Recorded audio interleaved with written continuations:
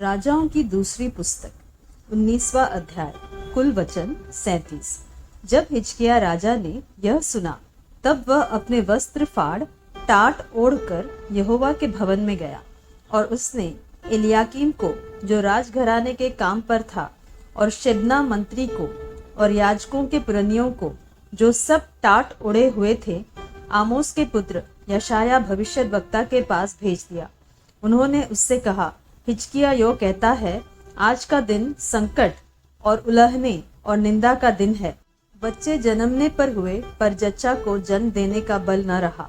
कदाचित तेरा परमेश्वर यहोवा रबशाके की सब बातें सुने, जिसे उसके स्वामी अशूर के राजा ने जीवते परमेश्वर की निंदा करने को भेजा है, और जो बातें तेरे परमेश्वर यहोवा ने सुनी है उन्हें डपटे। इसलिए तू इन बचे हुओं के लिए जो रह गए हैं प्रार्थना कर। जब हिजकिय्याह राजा के कर्मचारी यशायाह के पास आए, तब यशायाह ने उनसे कहा, अपने स्वामी से कहो, यहोवा यो कहता है कि जो वचन तूने सुने हैं, जिनके द्वारा अशूर के राजा के जनों ने मेरी निंदा की है, उनके कारण मत डर। सुन, मैं उसके मन में प्रेरणा करूंगा कि वह कुछ समाचार सुनकर अपने देश को लौट जाए, और मैं उसको उसी के देश में तलवार से मरवा डालूंगा। तब रबशाके ने लौटकर अशूर के राजा को लिब्ना नगर से युद्ध करते पाया, क्योंकि उसने सुना था कि वह लाकीश के पास से उठ गया है। और जब उसने कूश के राजा तिरहाका के विषय यह सुना कि वह मुझसे लड़ने को निकला है, तब उसने हिजकिय्याह के पास दूतों को यह कहकर भेजा, तुम यहूदा के राजा हिजकिय्याह से यो कहना, तेरा परमेश्वर जिसका तू भरोसा करता है, यह कहकर तुझे धोखा न देने पाए कि यरूशलेम अशूर के राजा के वश में न पड़ेगा। देख, तूने तो सुना है अशूर के राजाओं ने सब देशों से कैसा व्यवहार किया है, उन्हें सत्यानाश कर दिया है। फिर क्या तू बचेगा? गोजान और हारान और रेसेन और तलस्सार में रहने वाले एदेनी, जिन जातियों को मेरे पुरखाओं ने नाश किया, क्या उनमें से किसी जाति के देवताओं ने उसको बचा लिया? हमात का राजा और अर्पात का राजा और सपर्वैम नगर का राजा और हेना और इव्वा के राजा, ये सब कहाँ रहे? इस पत्री को हिजकिय्याह ने दूतों के हाथ से लेकर पढ़ा।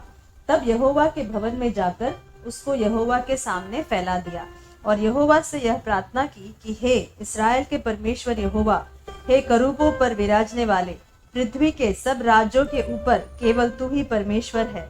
आकाश और पृथ्वी को तू ही ने बनाया है।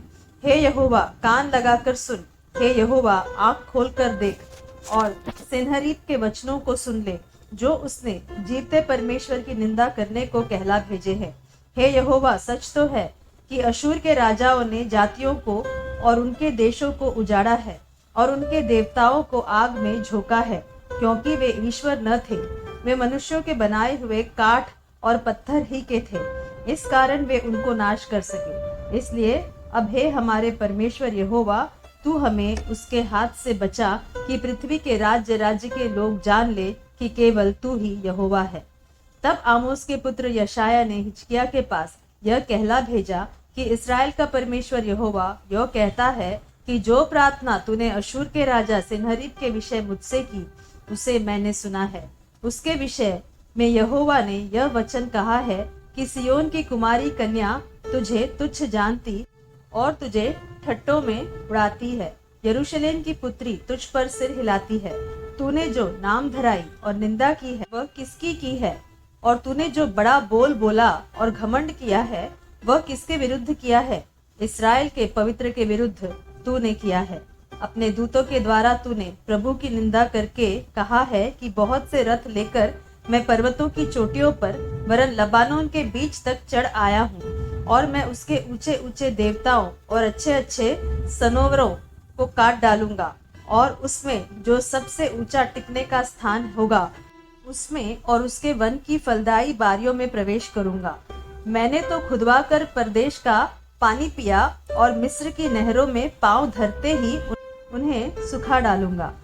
क्या तूने नहीं सुना कि प्राचीन काल से मैंने यही ठहराया और अगले दिनों से इसकी तैयारी की थी? उन्हें अब मैंने पूरा भी किया है कि तू गढ़ वाले नगरों को खंडर ही खंडर कर दे। इसी कारण उनके रहने वालों का बल घट गया। वे विस्मित और लज्जित हुए। वे मैदान के छोटे छोटे पेड़ों और हरी हरी घास और छत पर की घास और ऐसे ही अनाज के समान हो गए जो बढ़ने से पहले ही सूख जाता है। मैं तो तेरा बैठा रहना जानता हूँ और यह भी कि तू मुझ पर अपना क्रोध भड़काता है। इस कारण कि तू मुझ पर अपना क्रोध भड़काता और तेरे अभिमान की बातें मेरे कानों में पड़ी है, मैं तेरी नाक में अपनी नकेल डालकर और तेरे मुंह में अपना लगाम लगाकर जिस मार्ग से तू आया है उसी से तुझे लौटा दूंगा। और तेरे लिए यह चिन्ह होगा कि इस वर्ष तो तुम उसे खाओगे जो आप से आप उगे, और दूसरे वर्ष उसे जो उत्पन्न हो वह खाओगे, और तीसरे वर्ष बीज बोने और उसे लवने पाओगे, और दाख की बारियां लगाने और उनका फल खाने पाओगे।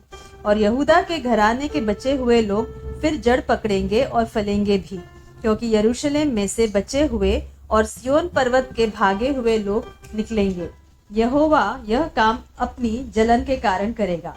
इसलिए यहोवा अशूर के राजा के विषय में यह कहता है कि वह इस नगर में प्रवेश करने वरन इस पर एक तीर भी मारने न पाएगा, और न वह ढाल लेकर इसके सामने आने वह इसके विरुद्ध दमदमा बनाने पाएगा। जिस मार्ग से वह आया उसी से वह लौट भी जाएगा और इस नगर में प्रवेश न करने पाएगा। यहोवा की यह वाणी है। और मैं अपने निमित्त और अपने दास दाऊद के निमित्त इस नगर की रक्षा करके इसे बचाऊंगा। उसी रात में क्या हुआ कि यहोवा के दूत ने निकलकर अश्शूरियों की छावनी में 1,85,000 पुरुषों को मारा। और भोर को जब लोग सवेरे उठे तब देखा कि लोथ ही लोथ पड़ी है। तब अश्शूर का राजा सन्हेरीब चल दिया और लौटकर नीनवे में रहने लगा। वहां वह अपने देवता निस्रोक के मंदिर में दंडवत कर रहा था कि अदीमेलेक और सरेसेर ने उसको तलवार से मारा और अरारात देश में भाग गए, और उसी का पुत्र एसरहद्दोन उसके स्थान पर राज्य करने लगा।